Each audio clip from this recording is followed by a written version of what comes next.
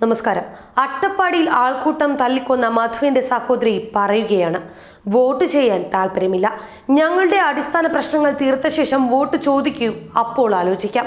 10 രൂപയുടെ പാരസിറ്റമോൾ ഗുളിക വാങ്ങിക്കാൻ ഞങ്ങൾ 700 രൂപ വണ്ടിക്കൂലി മുടക്കണം.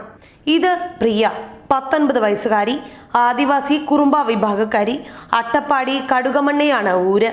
ഇപ്പോൾ മലപ്പുറം ഗവൺമെന്റ് കോളേജിൽ എക്കണോമിക്സ് ആദ്യ വർഷ വിദ്യാർത്ഥിനി. ഇങ്ങനെ പറഞ്ഞാൽ എല്ലാവർക്കും മനസ്സിലാകണമെന്നില്ല. എന്നാൽ പ്രിയയുടെ ചെറിയമ്മയുടെ മകനെ നമുക്കെല്ലാം അറിയാം. വിശപ്പടക്കാൻ അരിയും പരിപ്പും മോഷ്ടിച്ചതിന് 1 വർഷം മുൻപ് അട്ടപ്പാടിയിൽ ആൾക്കൂട്ടം തല്ലിക്കൊന്ന മധുവിന്റെ സഹോദരി. വരുന്ന ലോക്സഭാ തെരഞ്ഞെടുപ്പിലെ കന്നി വോട്ടറാണ് പ്രിയയെങ്കിലും തന്റെ കന്നി വോട്ട് ഇത്തവണ ഉപയോഗിക്കില്ലെന്നാണ് പ്രിയ പറയുന്നത്. ഇതിന് നിരവധി കാരണങ്ങളും പ്രിയയ്ക്ക് പറയാനുണ്ട്.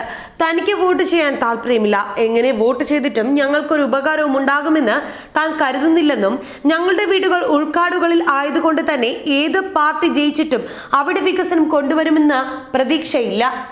അവിടുത്തെ അടിസ്ഥാന പ്രശ്നങ്ങൾ തീർത്ത ശേഷം വോട്ട് ചോദിച്ചു വന്നാൽ അവർക്ക് താൻ വോട്ട് ചെയ്യും. ഇതാണ് തന്റെ കന്നി വോട്ടിനെ കുറിച്ച് പ്രിയയ്ക്ക് പറയാനുള്ളത്. ചെറിയ അസുഖമുണ്ടായാൽ കഴിക്കാനുള്ള 10 രൂപയുടെ പാരസിറ്റമോൾ ഗുളിക വാങ്ങണമെങ്കിൽ തങ്ങളുടെ ഊരിലുള്ളവർ 700 രൂപ വണ്ടിക്കൂലി മുടക്കി പുറത്തേക്ക് പോകണം. 30 രൂപയുടെ നാപ്കിൻ പാഡ് വാങ്ങിക്കാനും ഇതുപോലെ 700 രൂപ മുടക്കി വേണം വരാൻ. ഇതാണ് തങ്ങളുടെ അവസ്ഥയെന്നും പ്രിയ പറയുന്നു. അടിസ്ഥാന സൗകര്യങ്ങൾ ഒന്നും ഊരിലില്ല. ഞങ്ങൾ ഭക്ഷിക്കുന്നത് ചാമയും കോറയുമാണ്. ഇവ ഹെൽത്തി ആണെങ്കിലും അരിഭക്ഷണത്തിന്റെ രുചി ഉണ്ടാകില്ല. ഞങ്ങളിലെ ഭൂരിഭാഗം പേർക്കും ഇപ്പോൾ അരിഭക്ഷണം കഴിക്കാനാണ് ആഗ്രഹം, പക്ഷെ അവ ആവശ്യത്തിന് ലഭിക്കില്ല. ഡോക്ടർമാർ മാസത്തിൽ ഒരിക്കൽ ഊര് സന്ദർശിക്കും. അസുഖങ്ങൾ ഉണ്ടാകുമ്പോൾ ഡോക്ടർമാരുടെ സേവനം ലഭിക്കാതെ പോകുന്നു. അവരുടെ സൗകര്യങ്ങൾക്കനുസരിച്ച് വരുന്നത് കൊണ്ട് തന്നെ അവശ്യ സമയത്ത് രോഗികൾക്ക് ചികിത്സ ലഭിക്കാറില്ല. ഇപ്പോഴും തകര ഷീറ്റ് കൊണ്ടുണ്ടാക്കിയ വീട്ടിലാണ് താമസം. ചുട്ടുപൊള്ളുന്ന ചൂട് സഹിച്ചു വേണം വീട്ടിൽ നിൽക്കാൻ. കറണ്ടില്ല, ചെറിയ സോളാറാണ് ഉപയോഗിക്കുന്നത്. ആനശല്യം, മറ്റു മൃഗങ്ങളുടെ ശല്യം ഭയന്നാണ് ഊരിൽ കഴിയുന്നത്. ഇപ്പോൾ BA എക്കണോമിക്സിനാണ് താൻ പഠിക്കുന്നത്. തന്റെ സ്വപ്നം MSW ചെയ്യണമെന്നാണെന്നും, എന്നാൽ വീട്ടിലെ സാമ്പത്തിക സ്ഥിതി കാരണം പഠനം ഡിഗ്രിയോടെ നിർത്താനാണ് ഇപ്പോൾ ആലോചിക്കുന്നതെന്നും പ്രിയ പറയുന്നു. ഊരിലെ ഗതാഗതമാണ് ഏറ്റവും വലിയ പ്രശ്നം. ആശുപത്രിയിൽ പോകാനാകാതെ 2 പേർ ഊരിൽ തന്നെ ചോര ഛർദ്ദിച്ച മരിച്ചത് അടുത്തിടെയാണ്. നിരവധി പദ്ധതികൾ അട്ടപ്പാടിയിൽ വന്നിട്ടുണ്ടെങ്കിലും ഗതാഗതമാണ് ഏറ്റവും വലയ്ക്കുന്ന പ്രശ്നം. ആനവയൽ വരെയേ റോഡുള്ളൂ. ആനവയിലേക്ക് വണ്ടി എത്തുന്ന മുക്കാലിൽ നിന്നാണ്. അവിടെ നിന്നും വിളിച്ചു പറഞ്ഞ് ആനവയിലേക്ക് വണ്ടി എത്തണമെങ്കിലും 1 മണിക്കൂറിനടുത്ത് സമയമെടുക്കും.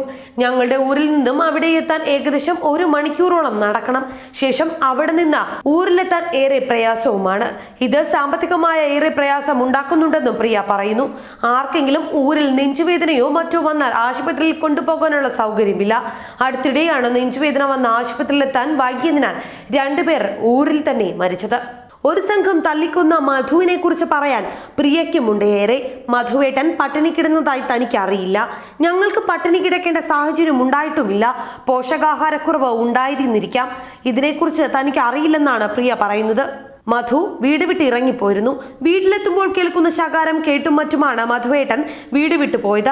മധുവേട്ടൻ വിശപ്പുണ്ടായത് കൊണ്ട് മാത്രമാണ് മോഷ്ടിച്ചിട്ടുണ്ടാകുക എന്നാണ് താൻ വിശ്വസിക്കുന്നത്. മോഷ്ടിച്ച് ജീവിക്കേണ്ട അവസ്ഥ അട്ടപ്പാടിക്കാർക്കില്ല. ഞങ്ങളുടെ നാട് ഇത്രയെങ്കിലും വികസിക്കാൻ കാരണം അഗാഡ്സിന്റെ പ്രവർത്തനം കൊണ്ടാണ്. പിന്നീട് മധുവേട്ടൻ മരിച്ചത് വിവാദമായതോടെ റോഡിന്റെ നിർമ്മാണ പ്രവൃത്തി ആരംഭിച്ചു. ഇപ്പോൾ ഊരിലുള്ളവർക്ക് അത്യാവശ്യം വിദ്യാഭ്യാസം ഉണ്ടെന്നാണ് പ്രിയ പറയുന്നത്. സർക്കാർ ജോലി ഉള്ളവരും ഊരിലുണ്ട്. +2 കഴിഞ്ഞ കുറെ പേർ ഇവിടെയുണ്ട്. ഇവരോടൊപ്പം തന്നെ വിദ്യാഭ്യാസം ഇല്ലാത്തവരും ഇവിടെയാണ് താമസിക്കുന്നത്. അതേസമയം മധു അട്ടപ്പാടിയിൽ ആൾക്കൂട്ടത്തിന്റെ മർദ്ദനത്തിനിരയായി കൊല്ലപ്പെട്ടിട്ട് 1 വർഷം കഴിഞ്ഞിട്ടും കേസ് വിചാരണ പോലും തുടങ്ങാനാകാതെ നീളുകയാണ്. മണ്ണാർക്കാട് SC/ST സ്പെഷ്യൽ കോടതിയുടെ പരിഗണനയുള്ള കേസിൽ പോലീസ് കുറ്റപത്രം സമർപ്പിച്ചെങ്കിലും പ്രതികളെ കുറ്റപത്രം വായിച്ചു കേൾപ്പിക്കുന്നത് ഉൾപ്പെടെയുള്ള നടപടികൾ പൂർത്തിയായിട്ടില്ലെന്നാണ് പറയുന്നത്. ന്യൂസ് ഡെസ്ക്, മറുനാടൻ TV.